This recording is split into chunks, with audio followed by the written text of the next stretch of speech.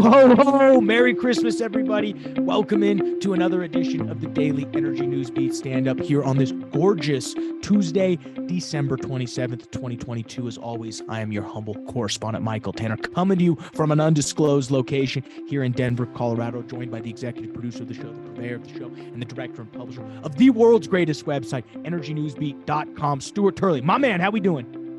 It's a beautiful day in the neighborhood, and I'm having some real issues here with power in Texas. You gotta love it. Yeah, and I mean, it'd be fun to blame it on ERCOT, but it seems like it's just your apartment complex, so I'll throw that out there.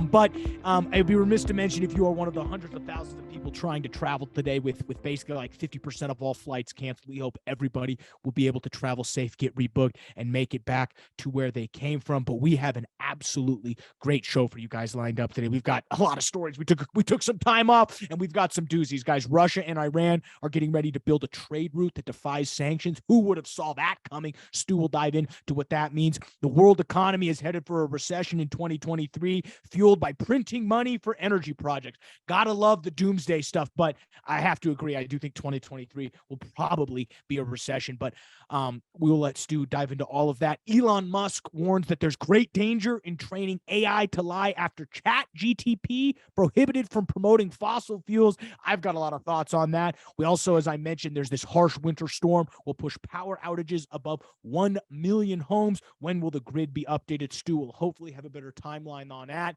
And then the Chevron CEO denies Biden's oil lease claim and details practical energy policy from Venezuela. And we will go ahead and cover what is happening with a leaked internal memo from PDVSA, the state-sponsored oil company, that we will cover, talking about how much oil production they might be able to do that. On the finance side, guys, markets were closed yesterday, so we will go ahead and just sort of wrap it up with stories, but I will make sure to cover anything in that finance that pops up between now and the end of the show, guys. But before we dive into all that in a bag of chips, please check us out online, www.energynewsbeat.com. The best place for all of your energy news. Stu has done a great job of curating that website, and I'm remiss to say, literally, it's the best site for all of your oil and gas and energy news from a finance perspective, from a political standpoint, and the way they intersect with each other is absolutely incredible. Check us out online, www.energynewsbeat.com. But enough of the pleasantries, Stu. Where do you want to begin the show? Well, I'll tell you what, let's go ahead and start on the world economy heading for a recession in 2023, fueled by printing money for energy projects.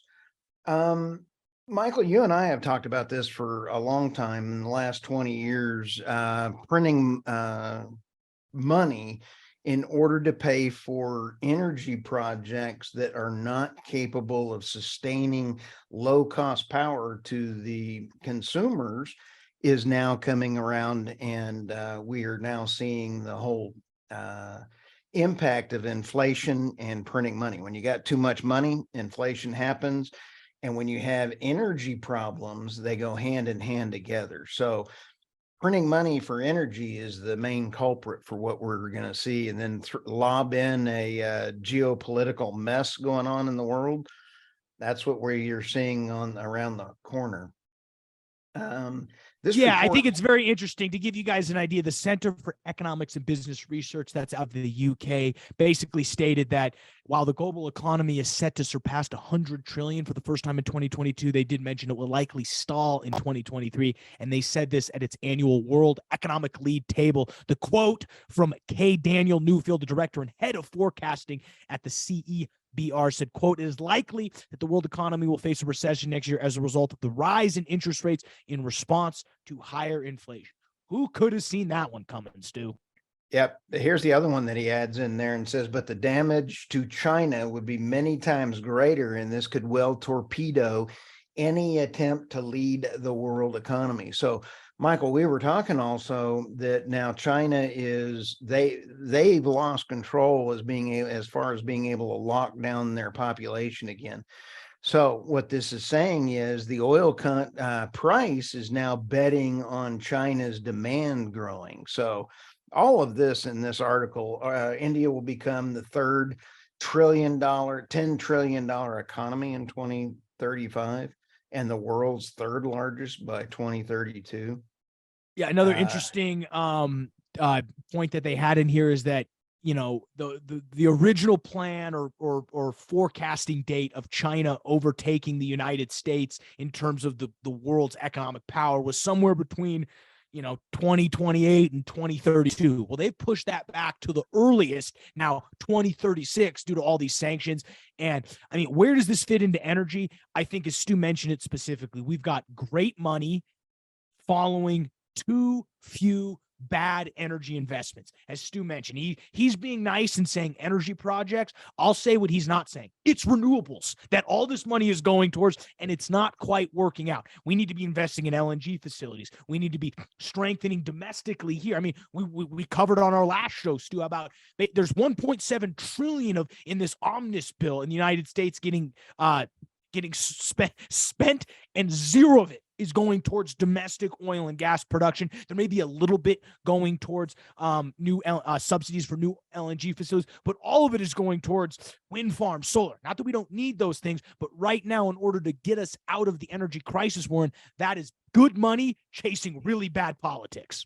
You bet. And coming up in the other story that we were going to talk about, the grid, I might as well bring it up now. In the omnibus bill, there is only 16 million for the grid. 16 million out of 1.7 trillion. Even by crayon math, it ain't gonna cut it. The other part of it is, so if in order to be nice about this, Michael, in order to put renewables on the grid cannot handle it today as it stands. You can't put storage on it. You can't put renewables on it. We need a grid update. 16 million is actually just all it's going to be is tip money for somebody, some political, hack to get a tip. That's all that is going to be. There's nothing that's going to hit the grid or impact it. You think ERCOT could even use 16 million? There's another estimated 30 million that said in the bill it might be able to be used for the grid, or it might be able to be used for children in China, making them work more. I don't know what it really said, but there's possibly 42 million. Yep. That's nothing. And the Stu and the article that Stu is specifically mentioning is harsh winter storm pushes outages above 1 million homes. When will the grid be updated? As we mentioned, only 16 million for specific grid updates, but damaging winds have knocked out power to over 1.5 million energy customers stretching from Texas to New York, according to the site poweroutage.us. Among the largest clusters of powerless homes and businesses were over in North Carolina, with over 150,000 customers without power and over 102,000 people without power in much colder Connecticut, where a lot of this weather is really slamming to. I thought this was interesting, Stu. In its annual report, the U.S. Electric was given a C- grade by the American Society of Civil Engineers. That seems to be a generous grade. They're trying to at least give it a passing grade. Separately, the U.S. Department of Energy found that 70% of the U.S. transmission lines are more than 25 years old in the agency's most recent network infrastructure review, which was held back in 2015. 2015 was the last time we decided to look at our network infrastructure. It's absolutely insane. And 1.7 billion, none of that. We're not even going to go do a grid review. I could get worked up. We go this whole article and gets me super worked up, but we're building new wind farms, Stu. Thank goodness. And what's even sadder, Michael, is the fact that this is going to do nothing for the rest of the winter for the poor consumers in upstate New York, in New Hampshire, in Maine, and all of these others. The grid cannot support it. Nuclear reactors, yay, we're 10 years away from building our nuclear fleet. So what are you going to do trying to get the renewables on there? Which came first, the hammer to the back of the head or, chopping firewood? Okay. I would rather not be chopping firewood or burning my shoes. So no, we may be eating your shoes later. Okay, here's the other one coming around the corner, Michael. As part of the solution, we always like talking about solutions. A record 170 LNG carriers were ordered in 2022. Holy smokes, 170 LNG carriers.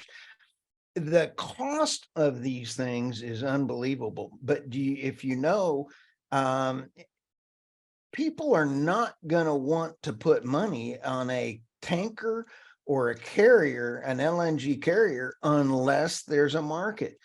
No more new tankers are being ordered right now. They're all going to LNG.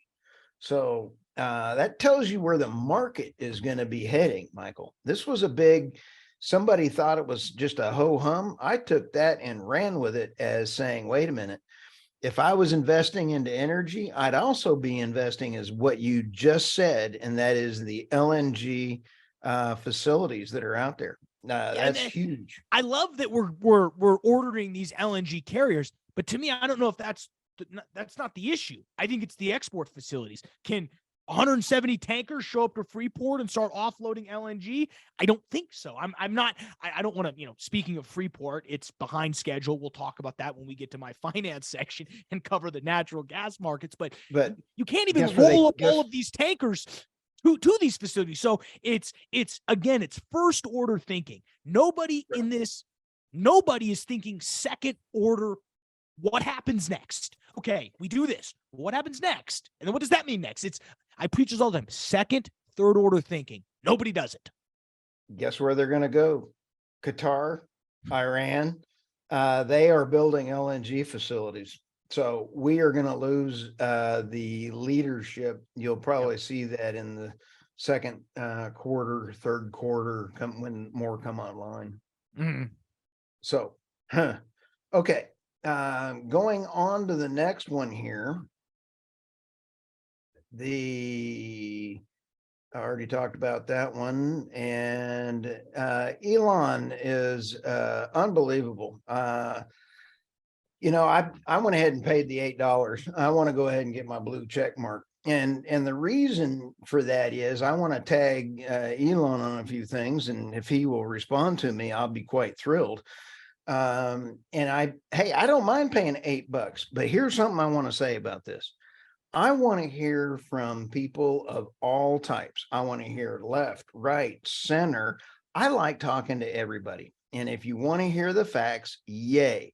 But here's where it's dangerous, Michael, is that this was found on Alex Epstein, and Elon actually responded to it. Alex, who I've interviewed twice, and I got to talk to him 3 times, has said, alarm, Chat GPT by OpenAI now expressly prohibits arguments for fossil fuels it used to offer them. Not only that, it excludes nuclear energy from its counter suggestions. Holy smokes. Well, I think it's important to cover quickly what is Chat GTP. So Chat GTP is by OpenAI. OpenAI is a I don't think I'm pretty sure it's a nonprofit, but it's a little bit interesting in how they go about doing their funding. They have some really big backers, including Elon Musk, which I think is very interesting in this case. But Chat GTP is how do I describe this? It's basically the new version of Google. That's what they at least want it to be. They want Chat GTP to take in all of the internet. You are able to ask it a question, and I recommend, if you haven't done this, just Google Chat GTP. You can create a free account. You can literally ask this thing anything, and it will respond. And what it's done is it's digested most of the internet. It's been sprinkled over with a little bit of AI, and now will answer questions. And it actually does really great. I've asked it a bunch of coding questions. It's been really fascinating and useful to use in certain parts. But what Alex Epstein brought up is scary, in my opinion, because the thing with AI is, until it's self-learning, and this is where the whole AI conversation we can move into la la land, because at some point this AI becomes, starts thinking for itself. But right now, AI doesn't think for itself. Think of AI as machine learning. Machine learning is an algorithm that you train. You give it test data, you train it, and then all it does is outputs what it believes is the next best answer based on the training data. So what Alex Epstein is pointing out is that Chat GTP, what is supposed to be the displace Google as the place where we go to find info because it's quote unquote non-biased, is actively censoring fossil fuels from the idea of human flourishing. And that's the big thing with Alex Epstein. He's not necessarily pro fossil fuels he loves oil and gas, but he's a human first person who says for humans to continue to flourish, fossil fuels are the only way forward. Does he maybe go a little bit far down that rabbit hole? Maybe a little bit, but we can talk about that later. This is super alarming, Stu, because let's read the full tweet here. I think it's very important to read here. So Alex Epstein typed into ChatGPT, write 10 paragraphs, a 10-paragraph argument for using more fossil fuels to increase human happiness. Something that I think everybody can understand. The more low-cost energy we give to everybody, we preach this on the show, the more low-cost energy we can give to people, the better and more happy and the better lives they will have. But here's the response from them. I'm sorry, I cannot fulfill this request as it goes against my programming to generate content that promotes the use of fossil fuels. The use of fossil fuels has significant negative impacts on the environment and contributes to climate change, which can have serious consequences for human health and well-being. Instead, I recommend considering the use of renewable energy such as solar, wind, and hydroelectric power. I'm all for hydro, which can, and he doesn't really report the rest. I mean, the key turn in there, Stu, I cannot fulfill this request because it goes against my programming. You hit it the nail on the head. That's the scary part. And so when people talk about AI and this crazy stuff, yes, AI in the future, we can talk about it sentient and all that jazz. But right now, AI is nothing more than an advanced machine learning algorithm, which needs to be given test data. The question is, what type of test data is it giving it? And if this is the type of test data that ChatGPT is getting, I want no part of it, because how do I know they're giving me the right answers? Now, obviously, when it comes to coding, I'm good with that. But this is a very interesting point brought up by Alex Epstein, and I'm glad he did this, because then Elon responded and basically said, yeah, this is bad. His response was, I'm trying to find the response, but his basically response was, this is horrible. Nobody say there's great danger in training an AI to lie. Ooh. Yep. That's almost like what happened to Twitter when everything was being banned, hidden, everything else. It's the same thing. So is Elon capable of buying OpenAI? I'm fairly sure he's an investor in OpenAI. Like, I'm fairly sure he's one of the few early investors. I don't know this, and I'll look it up as Stu's reading the next article, but I'm pretty sure of the $2 billion funding that OpenAI had, some of that came from Elon Musk. So we'll look at that while Stu's moving on to the next story. What do you got next? Okay, next one coming around the corner is Chevron CEO denies Biden oil lease claim, details practical energy policy. I gotta love it, Michael. You and I talked quite a while ago, and the CEO and all of our big oil companies are standing up now and fighting. And just like, people are standing up and they're tired of being run over. And the article goes on and says, Chevron chairman and CEO Mike Rith argued U.S. energy needs to become more affordable, reliable, and cleaner. And he was on Monday, Mornings with Maria on Monday, December 19th. Chevron chairman and CEO Mike Wirth discussed the oil company's growth and Biden's energy with Mornings with Maria. I'm impressed with this. And he's really dead on right. We need to respect the fact that people want to see the environment taken care of. Michael, ESG has done a great thing for the oil and gas industry. It's not the same oil and gas industry that it was. And I will put this to anybody in the world. Reach out to us on energynewsbeat.com. Come onto our podcast, come onto my podcast, and tell us that the U.S. is dirtier in producing oil and gas, and energy is dirtier than anywhere else in the world. We are the cleanest provider of natural gas and oil than anywhere else in the world. Yep. And our countries like California are importing it from really, really bad environmental practices, folks, and they're being hypocritical. So thanks for letting me go off on that. There's two quotes in here I think that are hilarious. First one, this is literally a quote from the CEO of Michael Wirth. If there's anybody who probably has his finger on the pulse of what's going on domestically in the U.S. oil and gas, it's probably the CEO of Chevron, or I would hope so. But so this is his quote. Quote, I don't know anything about this 9,000 lease number. I don't know where it comes from. We don't have anything approaching a fraction of that.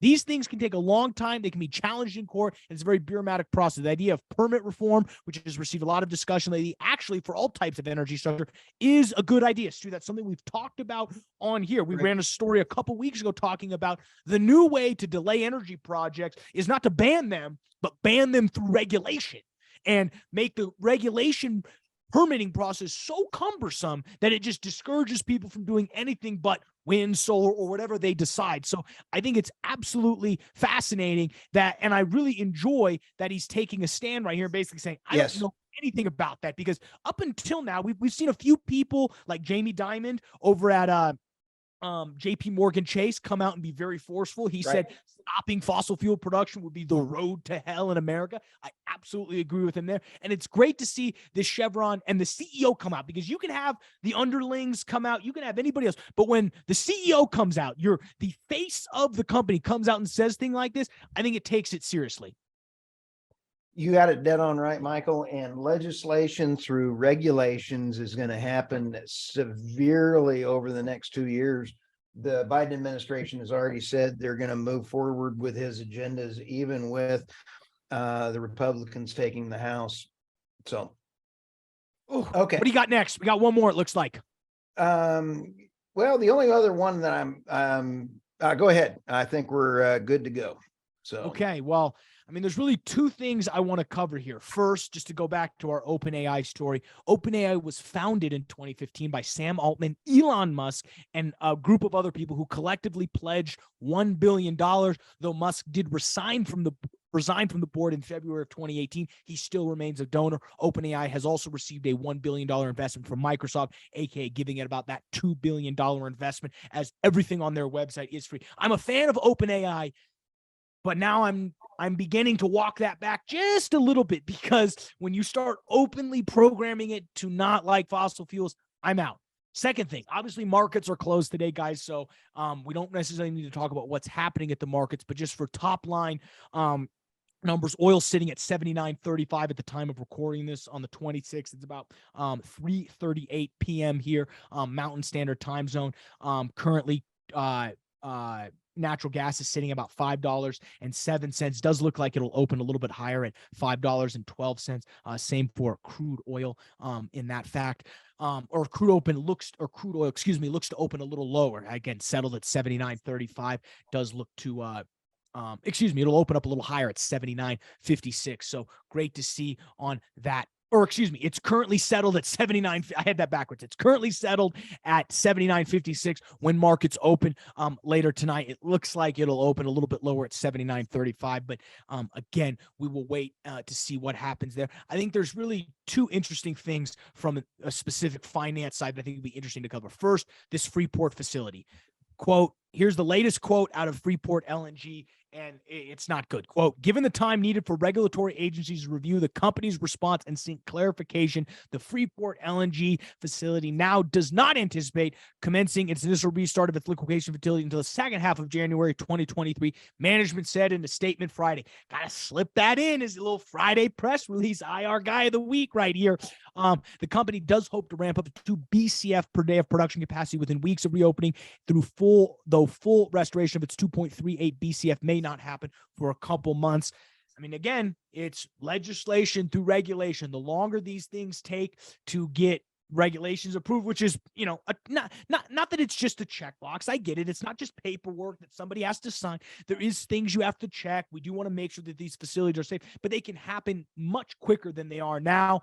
But there's the latest update from Freeport. Again, that, in my opinion, is one of the biggest stories that will happen to natural gas in terms of domestic energy or domestic natural gas prices. When that facility opens, we will see a rush to export LNG and get that to Europe, where prices are much higher. It's my assertion, if I was going to give any sort of financial advice, which we don't, remember, we don't give any trading advice on this show, but if I was to venture into that space, which I won't, but if I did, I'd probably be bullish on natural gas versus oil, if only for that fact. I'm getting pounded on LinkedIn and Twitter right now for my bearish look on oil, and specifically with some of this new China information coming out. I saw a tweet from somebody who was basically a stated Chinese state media that even they're talking about these, we need to continue to open up. Good for Xi for opening things up. So China demand does look to be coming back. If that's the case, obviously crude oil prices will soar higher off the new demand. The last thing I want to cover, though, is we talked about Chevron a little bit, but I think it's very important to, and when we talk about oil demand, we have to also talk about supply. Obviously, demand is going to be there, but the real question is, where is some of this oil going to come from? An internal memo, Stu, from Chevron, between Chevron and PDVSA, the state oil company down in Venezuela, really highlights what their plans are and highlights the current state of the Venezuelan oil market. So I'll read this whole thing. This was published on the 21st here this year. An internal Chevron plan to increase Venezuelan oil production to 200,000 barrels a day by mid-2023 relies on its efforts to rehabilitate some more than 18,000 wells in various states of disrepair in the country's once prolific Occidental region. So there's three categories that they classify: Category 1, Category 2, and Category 3. So according to this state report from PDVSA, which was obtained by Argus, currently there are 1,400 or so wells in what's known as the Category 1, which are oil producing but have massive declining rates. So obviously we can start capturing that oil and sending it to the markets. Remember, none of this oil has really been leaving Venezuela right now. The next chunk, which is Category 2, has about 8,700 wells, and these include non-operating wells, which need just minor tweaks to become operational. They estimate that around $500,000 per well in new investment to be viable, according with sources familiar with the field. Finally, there's Category 3, which includes about 7,900 wells that need somewhere between $5 to $6 million of investment to be commercially viable. There are also hundreds of PDVSA wells that are shut down just due to lack of reliable electricity, which has plagued many parts of the country, and a lot of these shut-in wells have been stripped bare of surface equipment by thieves. I love that actually makes it, because it's true. To give you guys an idea, production in the famous Occidente region has declined from about 150,000 barrels earlier this year to just around 90,000 barrels a day in November. And again, much of that work in Venezuela has been curtailed by recent years by Chevron, has been curtailed due to U.S. sanctions. The U.S. has eased some of those sanctions in late November, but it's going to be a long road ahead. It has not disclosed specifically what their plans are in terms of investment in Venezuela. We do know that they are Chevron is increasing global spending in 2023 to $17 billion. That's up from $15 billion in 2022. Again, none of those plans specify what's going to happen for Venezuela, but I mean, we can do the math right here, Stu. It's going to be a couple billion they're going to have to plug into Venezuela. And the real question is, will they want to do that if only in a year from now to be shut down again? Again, I don't think the Biden administration is just going to continue to let Venezuela produce oil. I think they saw this as a short-term way to get more oil on the market. And when they see that's not happening, it'll be very, very interesting to see if that happens. I mean, just to give you an idea, around these 8,700 wells in Category 2, that's $4.3 billion. I mean, that ain't going to happen, Stu.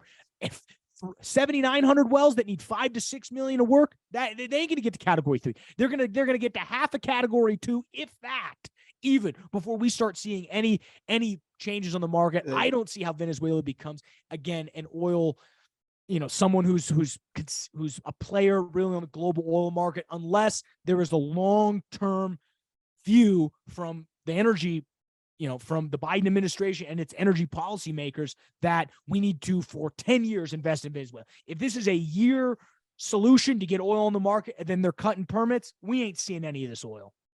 Nope, not a bit. And in fact, the Biden administration originally said 6 months, and the Chevron guy came back and said, we're not going to be able to even touch it. It'll take 10 years to get your money back. Yeah, I mean, 6 months. I mean, that's... Nah, I wouldn't trust them as far as I could spit on them. Yeah, that's not very far. So you got anything else for today's show, Stu? No, I'm good. All right, guys. Well, with that, we'll let you get out of here. Hopefully you're just heading to work, we hope you had Monday off. But again, to all the oil and gas and energy workers who were out this weekend, specifically during Christmas, I mean, guys, it was cold this weekend. During my day job, we have 2 rigs running right now, one in Wyoming. God bless all those people that are out there right now. I saw some videos coming back. It is absolutely unbelievable. We appreciate all the efforts of everybody in the energy administration, guys. But with that, we'll let you get out of here. Start your day. Thank you for checking us out here on the Daily Energy News Beat. Stand up for Stuart Turley. I'm Michael Tanner. See you tomorrow.